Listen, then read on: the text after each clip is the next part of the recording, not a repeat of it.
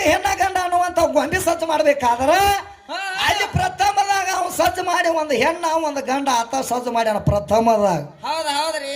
ಆ ಹೆಣ್ಣ ಗಂಡ ಸೃಷ್ಟಿ ಮಾಡಿಬಿಟ್ಟಾಗ ಇದು ನೋಡಿ ಹೆಂಗಾತು ಚಲನ ವಲನ ಯಾರದಿಂದ ಆ ಪರಮಾತ್ಮನಿಂದ. ಹೌದ್ರಿ. ಆದ್ರ ಈಗೊಂದು ಕ್ವಶನ್ ಮಾಡಿ ಅದು ನೆನಪಾಗೈತಿ ಏನತ್ತ ಅಲ್ಲಿ ಗೊಂಬೆ ಸೃಷ್ಟಿ ಮಾಡ್ಬೇಕಾದ್ರೆ ಏನ್ ಮಾಡ್ಯಾನತ್ತ ಏ ಪರಮಾತ್ಮ ಈಕೆ ತೆಕ್ ಮಣ್ಣು ಒಯ್ಯಾಕ ಬಂದಾನತ್ ವಿದ್ಯಾರ್ಥಿಕ ಈಕೆ ಮಣ್ಣು ಎಲ್ಲಿದು ಕೊಟ್ಟಾಳ ನನಗೂ ಗೊತ್ತಾಗಿಲ್ಲ. ಯಾಕಂದ್ರೆ ಈ ಭೂಮಿ ತಯಾರು ಮಾಡಿದವ ಯಾವದಾರು ಈ ಭೂಮಿಯನ್ನು ನಿಮ್ಮವ್ವ ತಯಾರು ಮಾಡಿಲ್ಲ. ಈ ಭೂಮಿ ತಯಾರು ಮಾಡಿದವ ಒಬ್ಬ ನಮ್ಮ ಗಂಡ ಗಬ್ರುನ ಅದಾನ. ಯಾರವ ಅದೇನಂತೆ ಬಸವಣ್ಣ.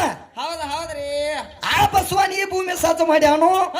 ಈಗೇನ ಹೇಳ್ತಾಳ ಏ ಇಲ್ಲಿದ ನನ್ನ ಮಣ್ಣು ಹೋದಾನೆ ನಿಮ್ಮ ಅಪ್ಪ ಗೊಂಬೆ ಸೃಷ್ಟಿ ಮಾಡ್ಬೇಕಾದ್ರೆ ಇದನ್ನ ತೆಗ ಯಾವಾಗ ಮುಸ್ತಿ ಅಂದಳತ್ತ. ಏ ನಿನ್ನ ಮಣ್ಣು ನಿನಗ ಕೊಡ್ತನು ಮತ್ತ ಇಲ್ಲಿ ಮುಸ್ತತಿ ಅಂದತ್ತವ್. ಅಂದ್ರ ಪ್ರತಿಯೊಬ್ಬರು ಸಾಯ್ತಾರತ್ತ ಇಲ್ಲಿ ಓದ್ ಮಣ್ಣು ಮಾಡ್ತಾರತ್ತ ಮುಸ್ತಾರತ್ತ ಹೇಳ್ತಾಳಿ. ಇದನ್ನೊಂದು ಕತ್ತಿ ಸೃಷ್ಟಿ ಮಾಡ್ಯಾಳ. ಎಲ್ಲಾರು ಸಾತ್ರ ಏನ್ ಮಣ್ಣ ಕೊಡ್ತಾರನ ಮತ್ತ ಒಬ್ಬೊಬ್ರನ್ನ ಭೂಮಿ ತಲೆ ಮೇಲೆ ಸುಡ್ತಾರ ಯಾಕ ಸುಡ್ತಾರಲ್ಲ ಒಬ್ಬೊಬ್ರನ್ನ. ಅದಕ್ಕ ನಿನಗೆ ಹೇಳ್ತಾನೆ ನಿನ್ನ ನೆಗ್ಗ ತೆಗಿತಾನತ್ತ. ಯಾಕೆ ಎಲ್ಲಾರನ್ನು ಮುಚ್ಚಬೇಕಾಗಿತ್ತನ ನೀ ಹೇಳಿದ ಪ್ರಕಾರ ನೋಡ್ಬೇಕಾದ್ರೆ ಅಲ್ಲಿ ಎಲ್ಲಾರನ್ನು ಮುಚ್ಚಬೇಕಾಗಿತ್ತು. ಅದನ್ನ ಅಲ್ಲಿ ಸಮ ಮಾಡಬೇಕಾಗಿತ್ತು. ಆದ್ರೆ ಜಗತ್ತದಾಗ ಈಗ ಮಣ್ಣು ಮಾಡೋದು ಕಡಿಮೆ ಆಗೈತಿ, ಸುಡುದು ಬಹಳ ಜಾಸ್ತಿ ಆಗೈತಿ.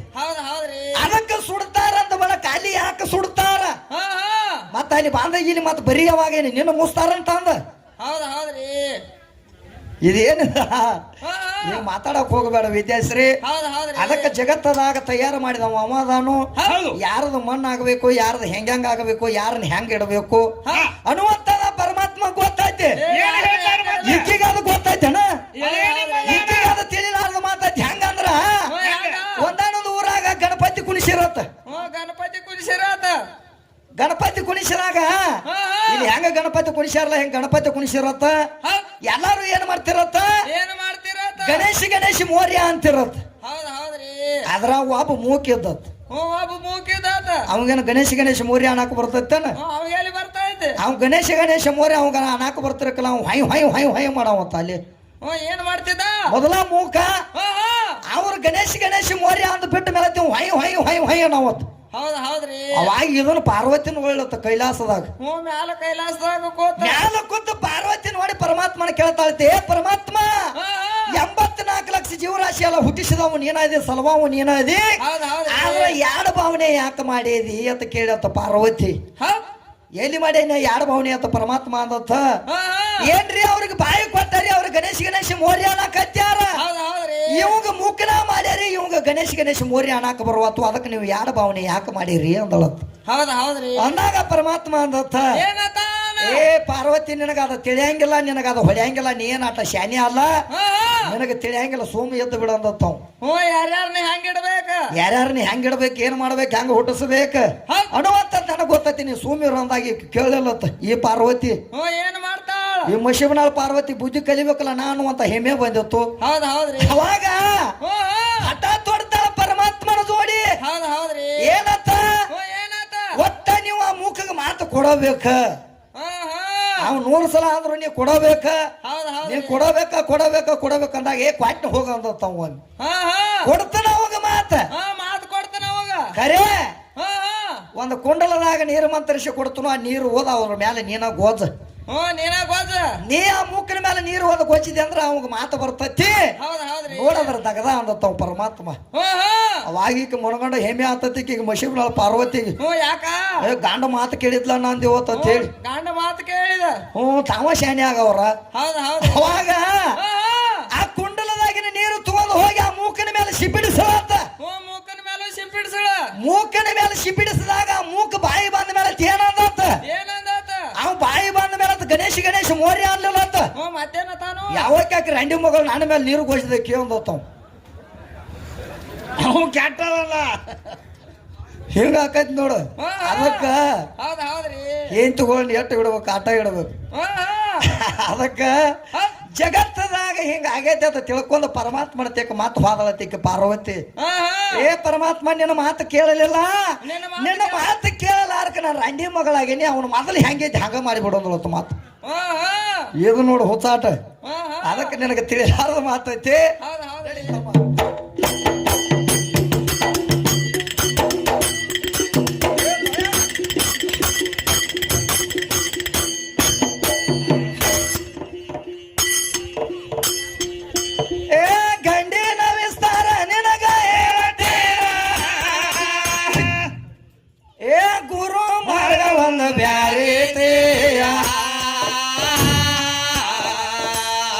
ಮತ್ತೊಮ್ಮೆ ಕೇಳ ಗುರು ಮಾರ್ಗ ಒಂದ ಬ್ಯಾರೆ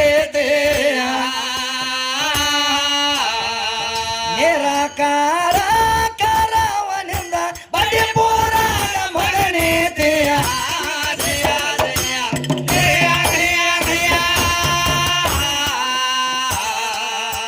ಏ ಮುರದ ನಿರಾಕಾರ ಮಾಡ್ಯಾನ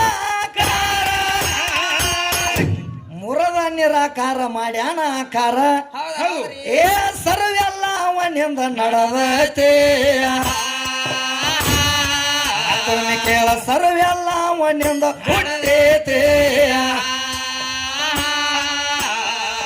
ಮಹಾದೇವನ ಭಕ್ತಿ ಇಚ್ಛದಿಂದ ಹುಟ್ಟಿ ಬಂದಳ ನಿಮ್ಮ ವಿಶೇಷಾಕ್ತಿಯ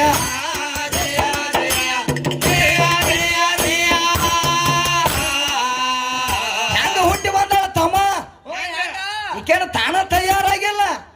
ಮಾದೇವಗೆ ಯಾವಾಗ ಇಚ್ಛೆ ಆತು ನೋಡು, ಮಾದೇವನ ಭಕ್ತಿ ಇಚ್ಛಾದಿಂದ ಹುಟ್ಟಿ ಬಂದಳ ಈ ಇಚ್ಛಾಶಕ್ತಿ. ಈಕೆನು ಹುಟ್ಟಿಸಿದವ ನಮ್ಮ ಅಪ್ಪನ ತಯಾರು ಮಾಡಿಬಿಡ ಅಂತಲೇ ಈಕ ನೋಡ ನಡ್ದಾಳೆ ನಾದನೆ ನಾದನೆ ನಾದನೆ ಅಂತ ಹೇಳುತ್ತಾಳ.